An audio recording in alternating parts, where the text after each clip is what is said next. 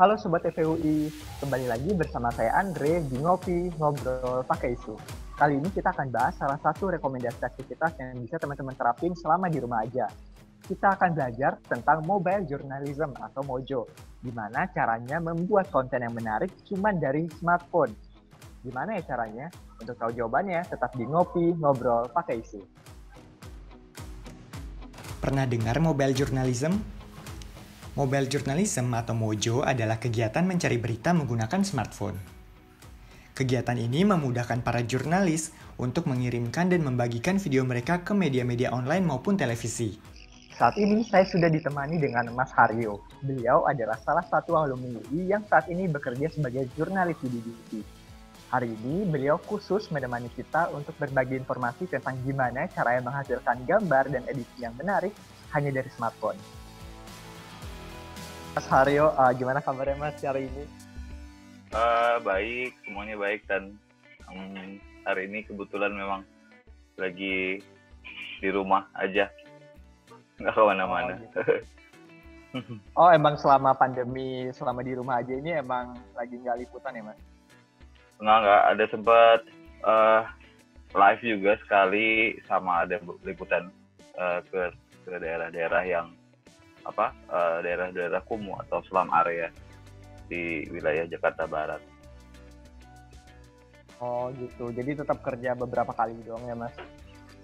Iya, tapi tetap persentasenya banyakan di rumah aja. Oke. Oh ya, yang saya tahu nih Mas Haryo selain sebagai reporter di BBC juga, ternyata juga aktif memberikan kelas gratis mobile journalism ya Mas? Iya. Nah, kalau boleh tahu kelas mobile journalism atau kelas Mojo ini tuh apa sih Mas? Boleh diceritain nggak? Tujuannya juga apa sih? Sebenarnya kelas Mojo ini komunitas yang dibentuk dari teman-teman sih yang tadinya kalau cerita latar belakangnya ya seperti ini. Misalnya ada beberapa orang yang mau belajar kamera gitu kan, atau belajar syuting atau belajar foto lah dan sebagainya, tapi mereka bermasalah dengan misalnya saya nggak punya kamera Mas, tapi gimana saya bisa belajar kamera gitu. Tapi karena Andri tahu sendiri kalau harga kamera ya cukup mahal saat ini kayak gitu kan, bisa di atas bisa sampai 5 sampai 10 juta tergantung tipenya masing-masing. Jadi akhirnya kita coba untuk bikin kelas waktu itu, kelas namanya kelas Mojo atau kelas mobile jurnalis, yang isinya memang kami belajar shoot dan edit pakai handphone, atau kita sebutnya smartphone ya, karena kalau handphone ada beberapa tipe handphone memang yang nggak bisa, tapi kalau smartphone sudah pasti bisa, karena smartphone sudah bisa sudah ada features untuk kamera, video, dan editing juga gitu, yang bisa di-download dari App Store atau dari Google Store kayak gitu. Dan akhirnya kita buat dan kita mulai bikin pertemuan beberapa kali. Kita menggunakan tempat umum, taman, dan bisa di tempat makan atau di kafe-kafe kopi dan sebagainya. Saya mulai ngasih materi ke mereka macam-macam, misalnya materi tentang basic kit atau alat-alat apa saja yang digunakan. Setelah itu kita bicara tentang ukuran gambar, setelah itu kita bicara tentang sequences atau kumpulan gambar yang berkelanjutan kayak gitu. Dan akhirnya di akhir pertemuan keempat itu rata-rata sudah mulai proses editing gitu. Proses editingnya juga pakai handphone, tapi teman-teman yang beberapa ada yang bawa laptop juga, jadi ya ada sebagian yang laptop dan ada sebagian juga yang pakai handphone. Dan kalau ibaratnya tujuannya sebenarnya di sini membantu teman-teman sih, khususnya mereka yang kesulitan, karena kursus untuk kamera di Jakarta itu mahal gitu. Jadi teman-teman ini pengen banget belajar kamera, dan saat ini zaman ini ya zamannya media sosial ya. Jadi teman-teman itu pengen banget tetap eksis dalam arti karyanya mereka Terus juga mereka juga bisa mempromosikan barang-barang produk mereka. Misalnya ada lagi namanya Muh atau siapa gitu namanya.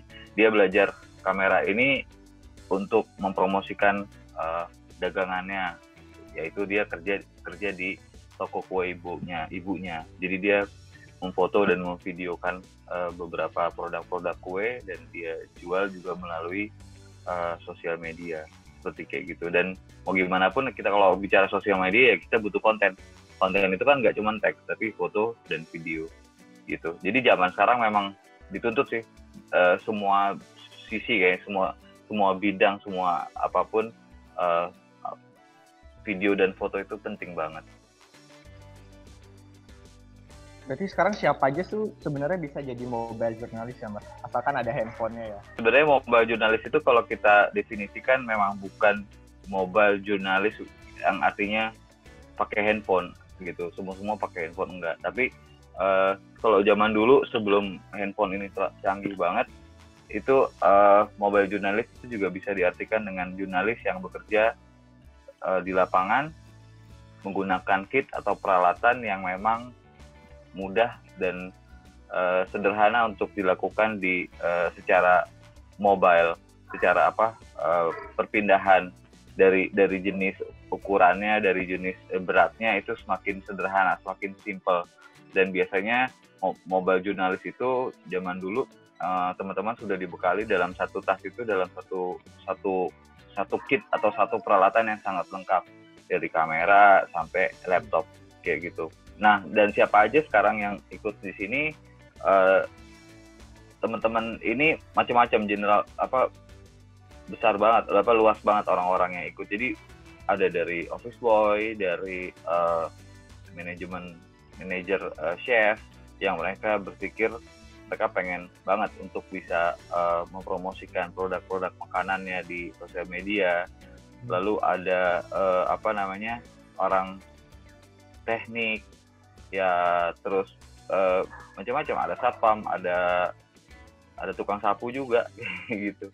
Jadi campur semua karena mereka pengen banget eksis karena kan semua orang sekarang pasti udah banyak yang mulai meninggalkan melihat televisi. Jadi teman-teman sekarang itu banyak banget yang sudah setiap hari pegangnya handphone dan mau gimana pun apa yang lihat pertama kali rata-rata ya kalau nggak grup WhatsApp atau ya sosial media seperti Facebook, YouTube dan sebagainya.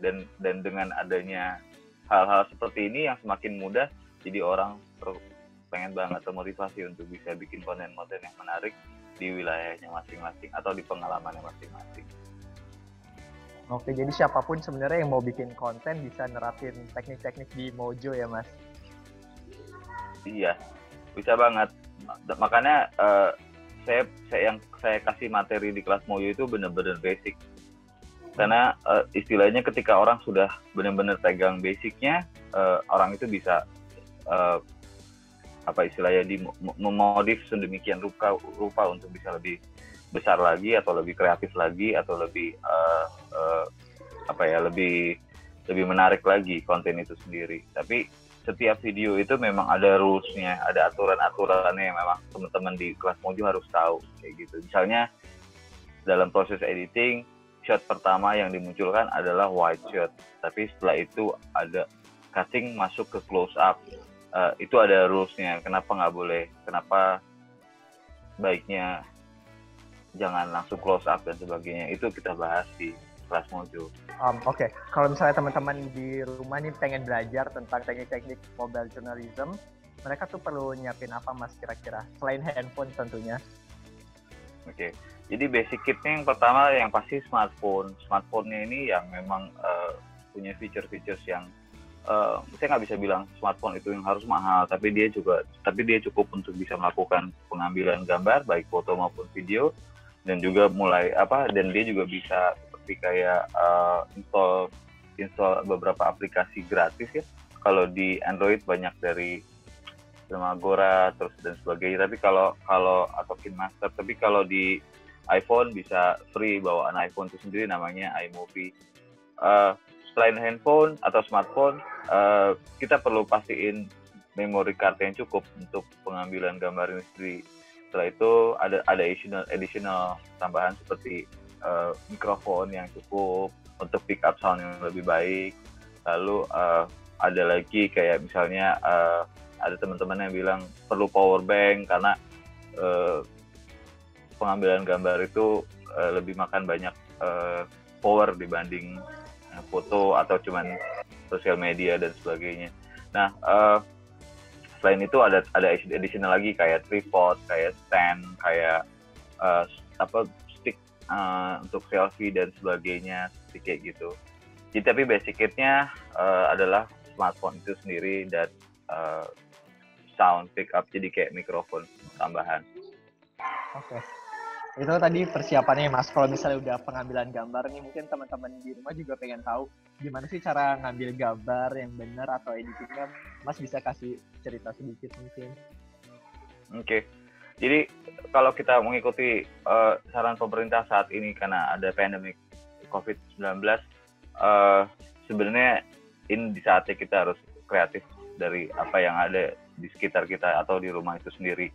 Bisa dari keluarga dan dari wilayah sekitarnya, misalnya banyak kegiatan yang yang terkait COVID untuk pencegahan, misalnya disinfektan dan sebagainya. Dan ini penting banget dibagikan ke seluruh halayak buat saya, apalagi ini berita positif. Jadi bisa bikin semuanya untuk lebih semangat, untuk lebih sehat dan sebagainya. Untuk pengambilan gambar itu sendiri, kalau di rumah sebenarnya sederhana ya. Itu bisa mulai dari cerita dia sendiri, bisa apa yang dia makan, bisa apa yang dia tonton, bisa apa yang dia lihat gitu. Setelah itu dia bisa cerita tentang keluarganya gitu. Lalu selain itu dia bisa juga cerita kalau saya beberapa kali buat di rumah adalah saya merekam time lapse, artinya saya merekam dalam jangka waktu yang cukup lama, sekitar 1 jam. Untuk hari pertama, hari kedua saya coba record lagi selama 1 jam dan akhirnya saya gabungin. Jadi terlihat banget di mana antara dulu sebelum ada PSBB dan atau karantina dan sebagainya, dan sekarang seperti apa kondisi di Jakarta gitu. Itu kreatif banget buat tetap kreatif buat saya meskipun kita di rumah gitu. Jadi selain itu juga kegiatan, saya bilang tadi kegiatan wilayah sekitarnya, tapi juga harus saya sudah mengingatkan teman-teman di kelas Mojo juga, saatnya sekarang memang untuk kreatif dengan cerita apa yang ada di sekitar Anda atau di rumah Anda, tapi tetap pedoman bisa pegang untuk pedoman safety itu sendiri. Gimana menghindari kerumunan setelah ngambil gambar, sebelum ngambil gambar, cuci tangan dan sebagainya, itu juga tetap gitu. Dan saya juga kasih brief ke mereka bagaimana cara membersihkan smartphone itu sendiri, baik pakai tisu basah atau pakai alkohol berapa persen dan sebagainya. Tapi jadi semua itu dibahas akhirnya. Oke, jadi walaupun sedang di rumah aja dan lagi pandemi ini, tetap kita bisa berkreasi lewat Mojonya, Mas, ambil gambar di sekitar rumah gitu kan. Iya. Tapi mungkin teman-teman yang belum pernah bikin konten nih sebelumnya belum tahu. Tadi kan ada rules-nya yang kayak Mas bilang di awal nggak boleh medium close up dulu, harusnya wide shot dulu kayak gitu. Itu boleh nggak dikasih tahu kira-kira apa sih yang harus diperhatikan teman-teman di rumah kalau mau ngambil gambar gitu? Oke. Kalau intinya gambar yang baik seperti apa? Memang yang pertama, gambar itu harus berkelanjutan. Sama aja seperti kayak kita baru bangun tidur sampai kita makan, itu kan berkelanjutan. Kita bangun tidur, kita ada proses cuci tangan, habis cuci tangan kita mungkin cuci muka, habis itu mungkin ada yang lebih nyaman dia menggunakan pakaian atau dia ganti pakaian dan sebagainya. Nah, proses pengambilan gambar atau gambar yang akan disajikan juga tetap harus berkelanjutan, dari mulai ukuran gambar, action itu sendiri, sound itu sendiri, maupun properti itu sendiri. Jadi dalam gambar itu ada empat aspek yang memang harus diperhatikan. Yang pertama adalah action atau gerakan. Kalau kita perhatikan gambar-gambar yang ada gerakan, misalnya gerakan mobil atau gerakan orang berjalan itu lebih menarik dibanding gambar yang diem aja, orang cuman duduk atau cuman baca ke laptop kayak gitu. Tapi ketika ada ngetik itu akan lebih menarik karena dia gerak, terus juga dia ada sound bunyi ngetik dan sebagainya kayak gitu. Selain itu ada tambahan-tambahan aspek lagi lain yang bikin menarik properti, bisa apapun gitu. Misalnya kalau misalnya mau menarik bisa aja dari mobil, misalnya barang-barang di rumah yang menarik apa yang bisa diceritakan kayak gitu. Dan terakhir adalah gambar yang menarik atau yang baik itu menurut saya adalah gambar yang mengandung unsur manusia itu sendiri, karena yang menyaksikannya itu manusia. Jadi apapun yang kita buat itu harus mengandung unsur manusia. Jika itu tidak ada mengandung unsur manusia, buat saya mungkin tidak menarik seperti kayak gitu. Jadi yang perlu diperhatiin kalau ngambil gambar itu pertama dari harus ada yang bergerak gitu ya Mas, harus ada manusianya, sama propertinya itu harus dipertimbangin ya Mas. Iya, ada aspek lain, audio tadi yang saya bilang iya, orang ngetik itu lebih menarik gitu kan. Orang diem sama orang bernyanyi itu lebih interesting orang bernyanyi misalnya, atau kayak gimana. Orang bergerak jalan dibanding orang duduk diem itu kan lebih menarik orang berjalan gitu. Jadi apapun gambar yang kita ciptakan itu memang harus didirect atau diarahkan untuk demikian rupa untuk lebih menarik.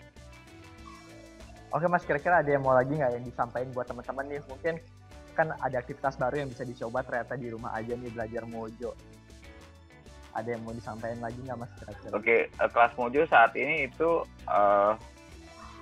beranggotakan 10-20 orang. Tapi kalau kita bilang seluruh Indonesia ya banyak banget, karena saya training nggak cuma di Jakarta tapi di beberapa kota. Tapi yang aktif banget sampai sekarang itu sekitar 20-an orang.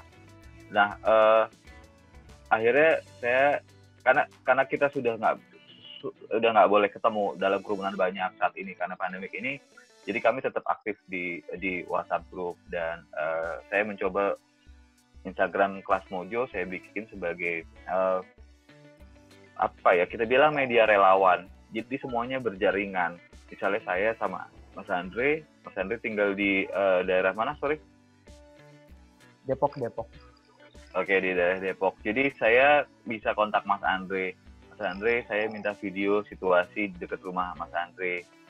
Abis itu video itu atau foto itu saya bisa posting di Instagram Kelas Mojo, dan saya sudah share Instagram Kelas Mojo bisa digunakan untuk media-media baik lokal maupun internasional untuk digunakan filenya yang terkait tentang pandemi COVID-19 ini.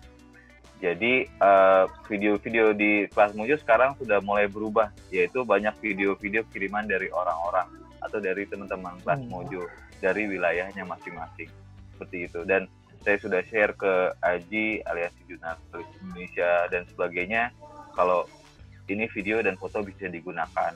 Dan di Kelas Mojo lebih disiplin, dalam arti apa yang kita posting itu orangnya jelas, kredit foto videonya siapa gitu. Dan kita anti yang menulis sumber itu istimewa dan sebagainya, karena kalau istimewa kita nggak jelas itu siapa.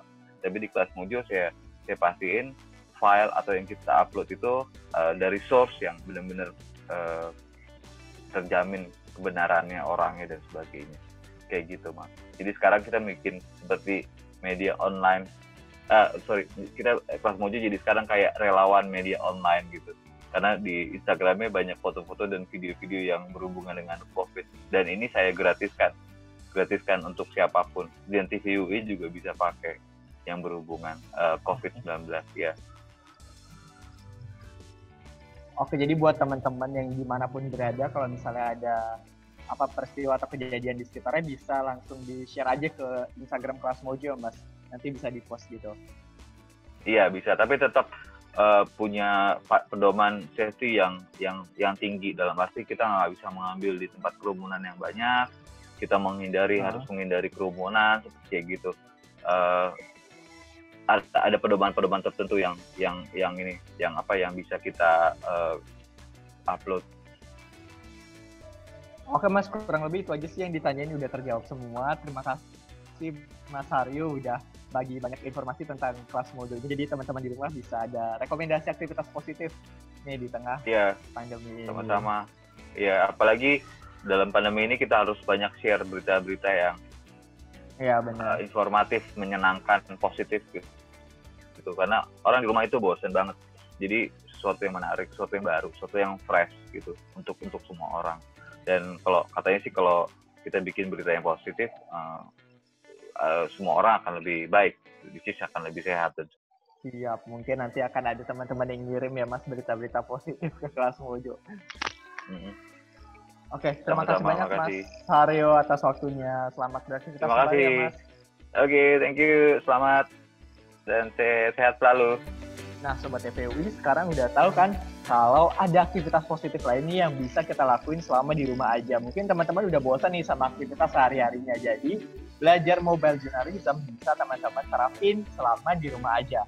Sekian episode Ngopi kali ini. Saya Andre beserta kru yang bertugas pamit undur diri. Sampai bertemu di Ngopi selanjutnya. Ngopi, ngobrol pakai isu.